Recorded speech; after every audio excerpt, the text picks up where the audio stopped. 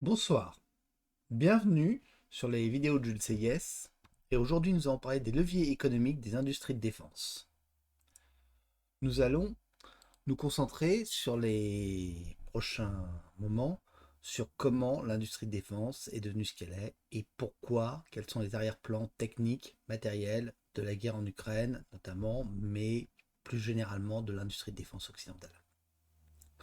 Alors, je dois préciser, j'ai des engagements politiques, je suis J'ai été engagé contre les obligations vaccinales durant la Covid. J'ai été engagé du temps de la guerre en Ukraine en attaque contre la politique occidentale qui me paraissait dangereuse et risquée.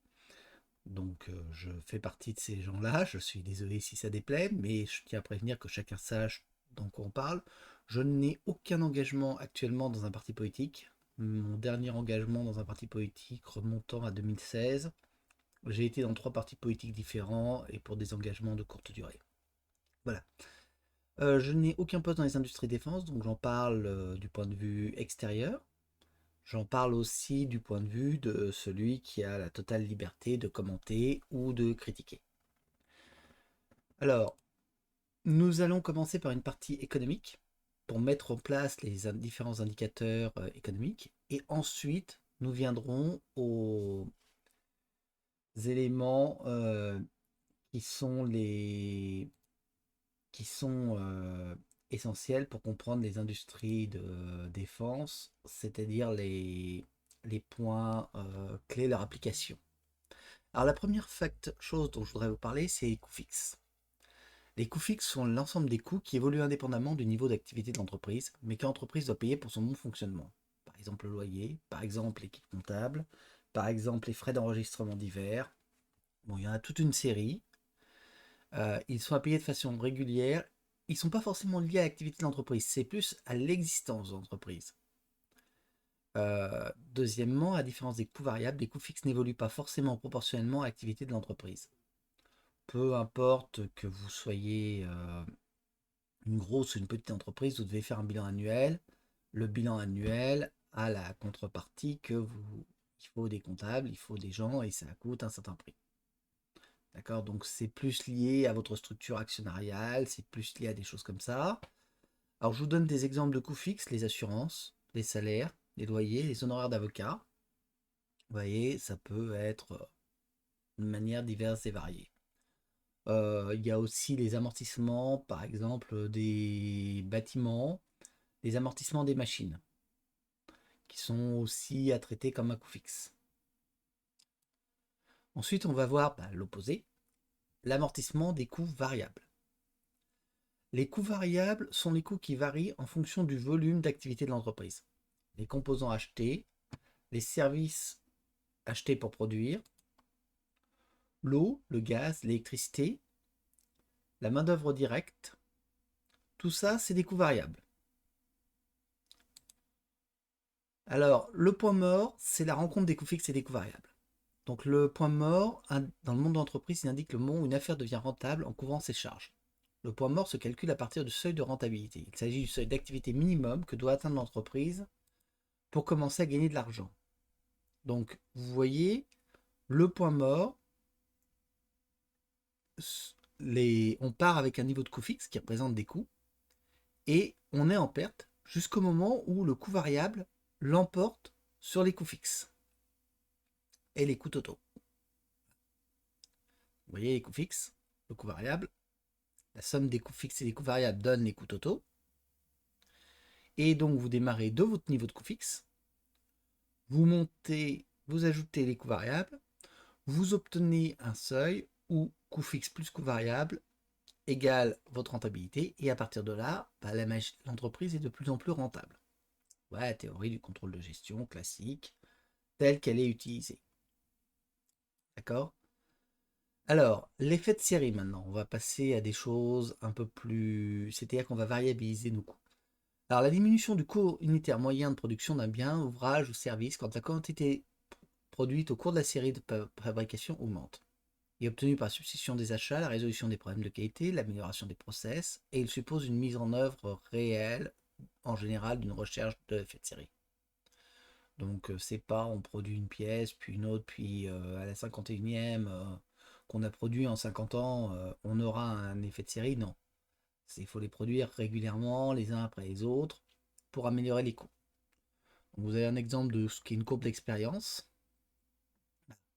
Vous remarquerez qu'une entreprise qui est par exemple ici dans la courbe d'expérience, même si demain une autre entreprise plus efficace apparaît sur le marché, si celle-ci a de l'avance, pendant toute cette phase-là, votre entreprise numéro 1 qui est arrivée la première sur le marché a un avantage. C'est quelque chose à prendre en compte au niveau économique quand vous comparez des concurrents. C'est pas forcément le meilleur qui survit, ça peut être le premier arrivé parce qu'il a une meilleure courbe d'expérience. De même, si vous attribuez des contrats importants à une entreprise qui a une courbe d'expérience, même si elle n'est pas efficace, avec sa courbe d'expérience, elle sera plus efficace que des entreprises qui n'auront pas accès à ces contrats et qui vont rester bloquées dans la zone en dessous. D'accord, je voulais qu'on soit clair là-dessus. Donc il y a pas mal de manières de jouer sur les courbes d'expérience et coûts et les effets de série. La sous-traitance. La sous-traitance, c'est un facteur important aujourd'hui. La sous-traitance est définie comme l'opération par laquelle l'entrepreneur confie un sous-traité et sous sa responsabilité à une autre personne appelée sous-traitant ou toute partie de l'exécution du contrat d'une entreprise ou du service public conclu avec le maître d'ouvrage. D'accord. Vous avez par exemple, vous avez des plaques d'acier à produire et vous sous-traitez la peinture de ces plaques d'acier. Ça, c'est de la sous-traitance. Vous allez prendre vos plaques d'acier, vous les donnez à une autre entreprise qui va vous faire la peinture, qui ne maîtrise que ce process-là, par exemple. Et vous, vous en bénéficiez parce que même si vous ne savez pas peindre, même si vous n'avez pas cette technologie chez vous, vous vendez une plaque d'acier peinte. Et par contre, vous en avez la responsabilité vis-à-vis du client final. Lui s'en moque que vous ayez ou non produit ces plaques d'acier peintes. Lui, ce qu'il veut, c'est que ces plaques d'acier soient bonnes, peintes correctement. Et s'il y a un problème de peinture, il viendra chez vous. Vous pouvez recascader après contre votre sous-traitant, mais c'est vous qui êtes la face du business sur le marché. Le coût total de possession. Alors, le coût total de possession correspond au coût d'achat d'un actif plus ses coûts d'exploitation pendant la durée de sa vie utile. Alors, par exemple, on parlait de la R&D. La R&D est un coût fixe. C'est bête et méchant, mais la R&D, tant que vous n'avez pas fini la R&D, vous ne gagnez pas d'argent. Donc c'est un coût fixe, pur et dur. C'est en général un facteur très important, par exemple, dans la production d'armes. Il y a beaucoup de R&D. L'achat des matériels et l'usage. Et en fait, on s'aperçoit que la R&D et l'usage peuvent être plus coûteux que l'achat des matériels. Donc c'est pour ça que souvent dans les procédures d'achat, on va parler en coût de possession et pas en coût d'achat des matériels. Parce que ça peut être extrêmement trompeur. Alors, après, vous voyez, c'est indépendant de la nature des coûts. Ça, ce sont les affectations. La nature des coûts, salaire des personnels, pièces détachées, munitions et carburant. Vous pouvez en avoir pour tout. Par exemple, quand vous faites une campagne d'essai de tir, là, Nexter est en train de développer l'Ascalon, un nouveau canon de 140 mm. Ils sont en train de faire des essais de tir. Bon, bah, les munitions sont là. Mais c'est une activité de R&D. D'accord. Le paradoxe de l'armement maintenant, et justement on va venir au problème de l'industrie d'armement, c'est que malgré des crédits d'acquisition importants, les séries diminuent et le volume d'armement tend à se réduire au détriment de la quantité. Alors comment on en est arrivé à ce cercle vicieux? L'effet de génération. Chaque génération coûte bien plus cher que la précédente. L'avion au début du XXe siècle se composait de quelques centaines de pièces. D'accord. Vous vous souvenez des Barons Rouges, de Guinmer, des Fokker, tous ces avions, ils étaient faciles à produire. Il y avait quelques centaines de pièces. Ça restait à la portée d'un individu normal de comprendre comment c'était fait. Un avion de dernière génération, c'est 1 million de pièces. Là, je peux vous dire une chose, plus personne ne domine les plans de production d'un Rafale. Plus il y a le code. Il y a plus de 25 millions de lignes de code sur un F-35. Et avec un risque d'interaction. Un Rafale, c'est 1,5 million de lignes. Il y a une centaine de versions. La documentation technique du Rafale a coûté 1 milliard d'euros contre 4,5 millions pour le Mirage 2000. Et cette documentation, en plus, elle est incroyablement complexe parce que ces véhicules sont extraordinairement complexes à utiliser, à entretenir. Et la documentation est énorme. Par exemple, pour un VBCI, c'est 2000 pages. Alors, on en arrive à un résultat où finalement, chaque véhicule est beaucoup plus cher. Alors, l'AMX30, d'après la Cour des comptes, valait 1 à 2 millions d'euros. Le Leclerc vaut 16 millions. Le véhicule de combat MX-10P, 1 à 2 millions d'euros, pareil. Le VBCI coûte 4 millions et demi. Le porte-avions Charles de Gaulle, 3 milliards. Le PA2, 3,2 milliards. Bon, ça reste maîtrisé là. Pour le coup, on a de la chance. Mais il faut dire qu'il n'y a pas énormément d'évolution d'un engin à l'autre en termes de fonction. Regardez le Ford, 13 milliards le Ford. Là où les porte-avions précédents coûtaient plutôt du 10 milliards. Bon, et je suis pas sûr qu'on ait vu la fin de la facture du Ford. L'hélicoptère HAP, 25,5 millions. La Tigre, 75 millions. Le TTH, 24,7 millions. Le NH90, 50 millions. Le Mirage 2000, 9,4 millions. Le Rafale, 50 millions. Bon. Vous voyez qu'on a un envol pratiquement de 1 à 4, 1 à 8. D'accord? Donc c'est à peu près les coûts. Voilà. Donc un Rafale vaut en fait une escadrille de Mirage 2000. Donc quand on vous dit on a 100 Rafales alors qu'on avait 300 Mirages, oui. Mais en termes de valeur, on en a pour plus cher. On est pratiquement 25% plus cher. D'accord? Donc la diminution des effectifs se traduit par ça. À un moment, c'était voulu, parce que comme ça, on avait des engins qui étaient réputés être aussi 8 fois plus efficaces, et donc on avait besoin de 8 fois moins d'hommes. Une logique qui a trouvé ses limites. Alors, les autres facteurs de l'explosion des coûts. Le financement, les contrats à long terme et le coût de l'argent. Les véhicules qu'on achetait avant pour une décennie, maintenant on les achète pour 30 à 40 ans. Donc pendant 30 à 40 ans, il faut les amortir, les développer, les faire fonctionner. Ça coûte cher, ça prend du temps. Pendant ce temps-là, il faut emprunter des fonds, il faut rémunérer les actionnaires. Donc, il y a un coût du financement qui s'ajoute au coût des engins. La sous-traitance. Plus il y a de couches, plus il y a de profit cumulé sur la chaîne globale. Si vous admettez un taux de profit de 20%, si vous commencez à avoir des couches à 5%, à 4 ou 5 intervenants, vous avez une chaîne de sous-traitance qui va faire qu'il y aura 40-45% du chiffre d'affaires qui va en fait finir en profit. Donc ça, c'est devenu un problème, notamment parce que les États voulaient peu de donneurs d'ordre en phase 2, et ils ont donc eu beaucoup de sous-traitants en contrepartie, parce que les entreprises ne maîtrisaient pas toutes les technologies forcément. La privatisation, il est évident qu'une entreprise privatisée œuvre pour son profit, alors qu'un arsenal d'État, lui, cherchait à développer un arsenal d'État, lui, cherchait à livrer le produit et à rester à l'équilibre. Donc forcément, vous ajoutez 10-15% de surcoût juste pour avoir les profits. C'était censé se compenser avec des bénéfices en termes d'efficacité, la fameuse théorie libérale. On a aussi créé des monopoles, des oligopoles, ce qui a renversé le rapport de force entre l'État et ses fournisseurs. Là-dessus, on n'a peut-être pas réfléchi. Aujourd'hui, on le voit lorsqu'on veut livrer des obus pour l'Ukraine, où les fournisseurs nous disent à nos conditions, pas aux vôtres. On veut des commandes. On peut critiquer, mais c'est le jeu. Et on a accepté cette règle du jour, on l'a même voulu.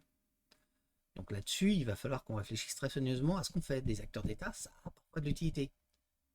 Je reconnais, il faut se taper les ouvriers des arsenaux. Mais est-ce qu'il vaut mieux les ouvriers des arsenaux et leurs syndicats, ou est-ce qu'il vaut mieux les actionnaires des entreprises d'armement? Petite question à laquelle on aurait dû réfléchir avant. On y réfléchit, mais avec du préjugé social au lieu d'y réfléchir avec du préjugé, avec de la réflexion intellectuelle.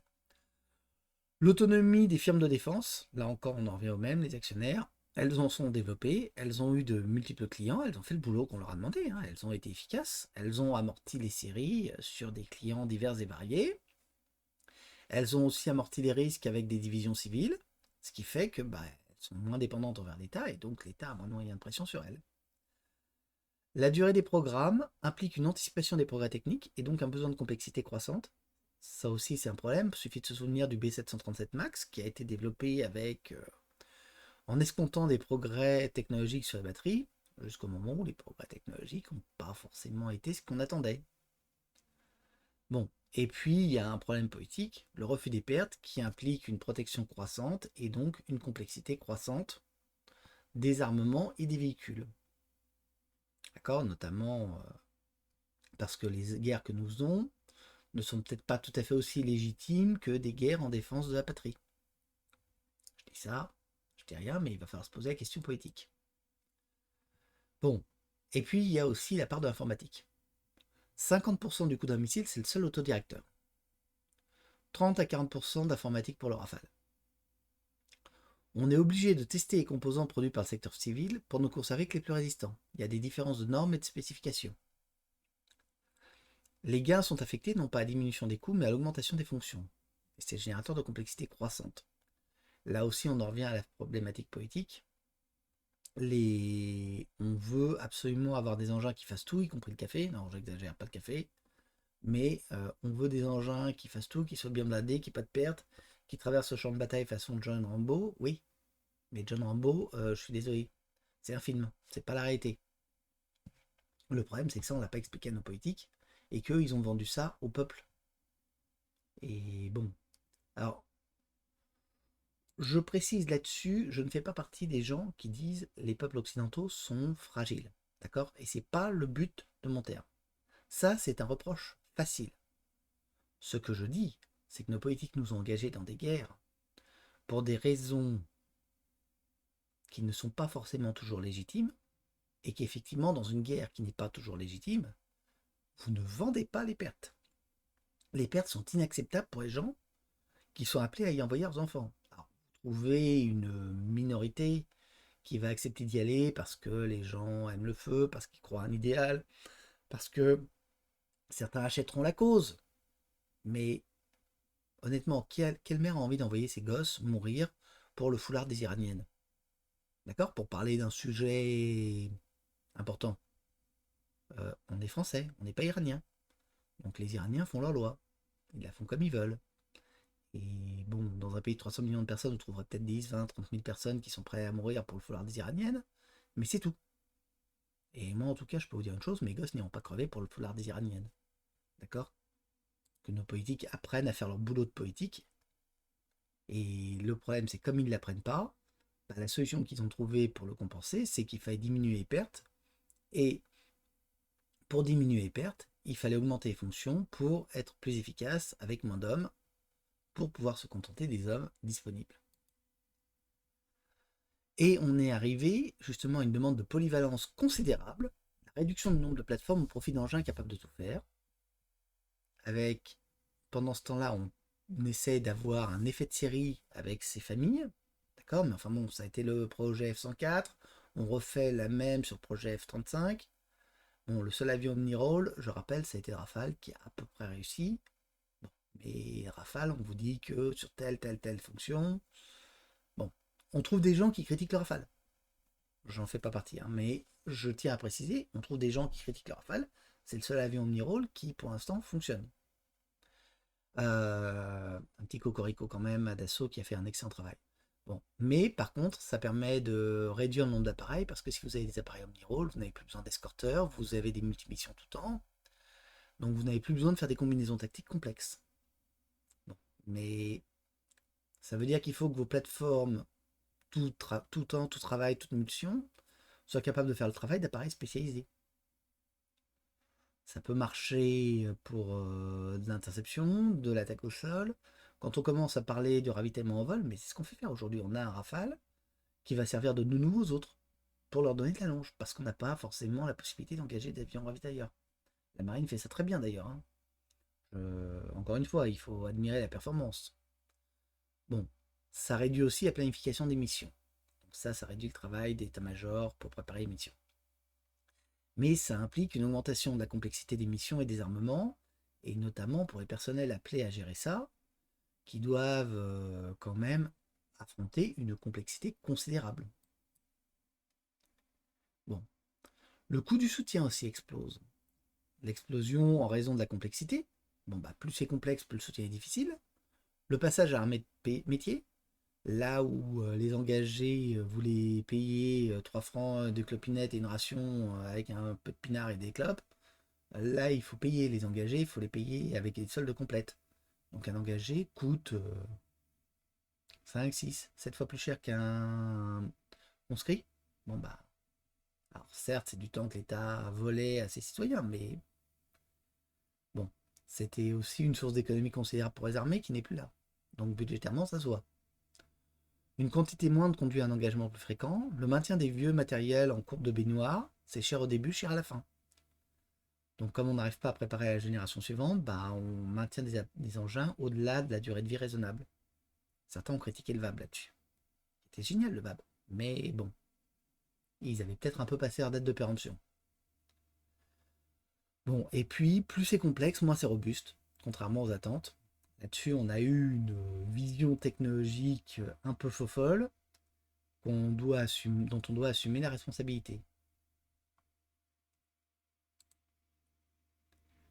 Alors, la politique d'achat a joué aussi un rôle dans l'explosion du coût du soutien. Le faible pouvoir de négociation d'État face à ses fournisseurs, face aux hausses de coûts, les États ont souhaité rationaliser. Bon, bah, le problème, c'est qu'à force de rationaliser, vous ne pouvez plus négocier les contrats.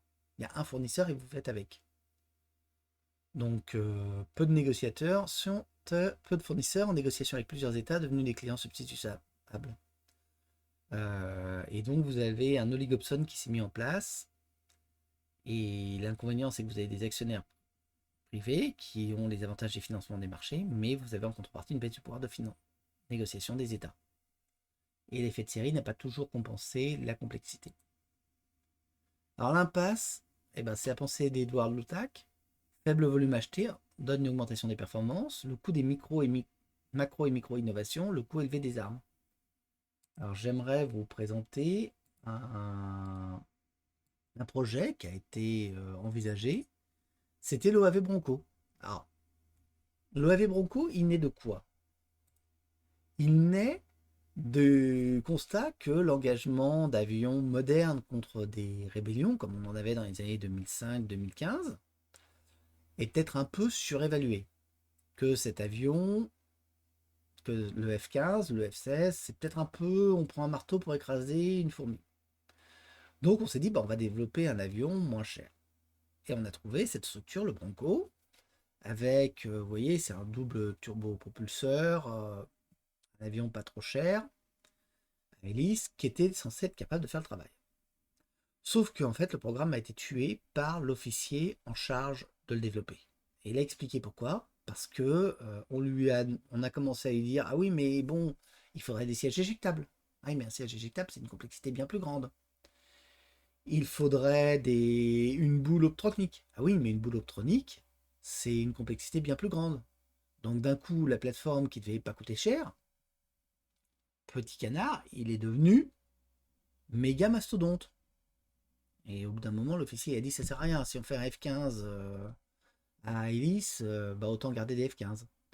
Et donc le Bronco a été annulé parce qu'on n'a pas su limiter et le tout technologique, la complexité a fait qu'au lieu d'avoir une plateforme spécialisée, on a renoncé. Voilà. Et je pense que c'est un exemple assez typique de ce qui est devenu l'armement occidental. Alors, on va faire un petit point sur le programme Rafale. Cocorico, j'ai un peu poussé. Hein. Alors, c'est un programme qui a coûté 46,6 milliards d'euros pour le coût de possession de 286 appareils. 10 milliards pour la R&D, dont un pour la documentation. 68 à 79 millions de coûts de production par appareil, environ 21 milliards, donc c'est presque la moitié du programme. 600 millions de MCO annuels, environ 15 milliards. Donc vous voyez 10 milliards de R&D, 15 milliards de MCO et 21 milliards d'appareils. Un Rafale, c'est 24 mois de fabrication, un tiers pour les pièces primaires, un tiers pour les sous-ensembles, un tiers pour l'assemblage final. Donc si on avait des stocks de pièces, on pourrait accélérer, en 8-10 mois on pourrait livrer. Mais vous voyez qu'il faut remonter toute la chaîne logistique du début à la fin. Et ça suppose que derrière, par exemple, les pièces primaires ou les sous-ensembles, vous ayez les capacités de production. Dassault est en train d'augmenter la capacité de sa chaîne de production. Il souffre. Et ça, c'est un problème qu'on a retrouvé en Ukraine. Je vous rappelle qu'on voulait, par exemple, livrer 1 million d'obus. Oui, mais pour faire 1 million d'obus, il fallait passer une industrie qui fait 300 000 à 400 000 obus par an 1 million d'obus. Et pour ça, il fallait développer les capacités. Parce que contrairement aux Russes, nous, on a fermé les sites. Les Russes avaient gardé les sites ouverts. Ils les maintenaient, ils les faisaient tourner à petit rythme. Nous, on a fermé, on a rationalisé. L'industrie privée a fait le boulot. On lui a dit de produire pas cher, enfin pas trop cher. Elle a downsizé, l'industrie privée. Elle a fait très exactement ce qu'on lui a demandé. Les gars ont fait au petit poil, ils ont sauvé leur profit. Très bien. Mais ils ont passé les coups au marteau-pilon. Les Russes l'ont pas fait. Et quand il s'est agi d'augmenter les capacités, les Russes, ils ont pu faire ça. Et ça, il aurait peut-être fallu qu'on y réfléchisse avant. On ne s'est pas posé la question de la remontée en capacité si nécessaire. On a vécu d'un certain nombre d'illusions, le tout technologique, l'absence de remontée en capacité, et l'idée qu'on ne serait jamais menacé. Vous voyez? L'industrie, elle a fait le boulot, elle a rationalisé ses coûts fixes, elle a rationalisé ses coûts variables, et elle a tout mis dans le profit. Est-ce que les États y ont gagné? Est-ce que les contribuables y ont gagné? Si vous avez vu la facture diminuer, vous me faites signe, moi je ne l'ai pas vu. Alors, parlons justement de ces sujets-là, et revenons au sujet amusant. Le SCAF. Alors, le SCAF, ça repose sur effet de série. C'est-à-dire l'idée de dire, on va unir les deux grosses flottes aériennes européennes, la France avec 249 avions de combat, l'Allemagne avec 232 avions de combat, et comme on est les champions, ça va faire un avion pas cher. Donc on va mutualiser R&D et l'ampleur de la série. Bon. Donc vous pouvez gagner 10 milliards sur la R&D et 5-6 milliards, 7-8 sur l'effet de série. Sauf que le problème, c'est que la combinaison l'explosion des coûts en raison de la combinaison de deux fiches programmes différentes. Il faut savoir que 5% des capacités dans un avion ou dans un véhicule moderne génèrent 50% des coûts, notamment en électronique, et complexifie énormément. Donc le SCAF a tout pour devenir en fait un monstre et un avion catastrophique. Espérons que ce ne sera pas le cas, mais il faut le savoir, le SCAF représente un risque lourd. Alors, la loi des rendements décroissants, la loi favorite des économistes. Alors, la loi des rendements décroissants, c'est une théorie économique qui vise à montrer que l'augmentation de l'utilisation d'un facteur de production n'entraîne pas toujours une hausse de la productivité si les autres facteurs de production ne sont pas à leur tour améliorés. Donc, au début, vous voyez, vous ajoutez un facteur.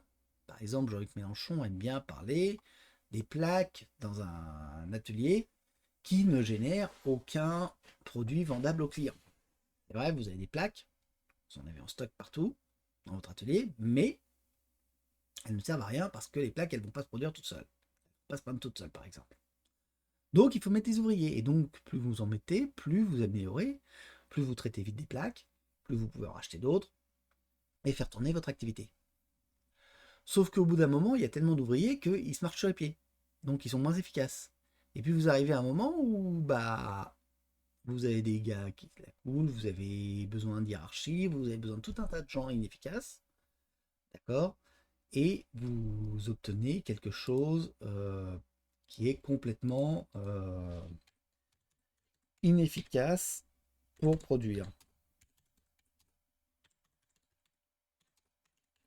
Et donc, au final, le rendement décroissant, il arrive là. Et bon, vous comprenez très vite qu'à un moment, on obtient un problème assez grave. Alors, je vous montre un petit exemple. C'était Nullbuck qui avait fait ça, le nombre de nains pour creuser un tunnel de granit. Vous voyez, au début, vous avez que des nains qui creusent, et puis il faut des gens pour les ravitailler, puis il faut des gens pour ravitailler les ravitailleurs, puis il faut des surveillants, puis il faut des gens pour faire la vaisselle des shops de bière. Et donc au final, on en arrive à une situation où le chantier devient un monstre d'inefficacité. Vous voyez? Et ça, c'est du pur rendement décroissant. Voilà. Je remercie Pen of Chaos à qui j'ai emprunté ça. Voilà. Donc ça, c'est le rendement décroissant. Et le rendement décroissant, on est en plein dedans parce qu'on a voulu faire du technologisme, du technologisme, du technologisme. Je suis désolé, c'était pas des nains, nous. Nous, on a fait des nains de jardin en termes de réflexion. Et à force de faire des technologies, ben, on en est arrivé au point où nos agents sont peut-être en train de se prendre les pieds dans le tapis. C'est-à-dire que non seulement ils coûtent plus cher, mais en plus de ça, ils sont peut-être plus aussi efficaces. Je sais qu'il ne faut pas le dire aujourd'hui. Le mythe de l'hyper-efficacité de la technologie tient encore la route. Normal, hein, c'est un mythe qui génère de gros bénéfices pour les marchands d'armes. Enfin, même pour un certain nombre de sociétés qui vous vendent. Non, mais nous, on fait de l'hyper-technologie. Hein, une certaine entreprise à la pomme, vous savez, là, qui vous vendait son hyper-technologie. Je les aime pas, là aussi, pareil. J'ai mis à âme personnelle. Pardonnez-moi. Donc, voilà. Il faut savoir qu'on est peut-être rentré dans cette période-là. Je vous remercie de votre attention et puis je vous souhaite une bonne soirée.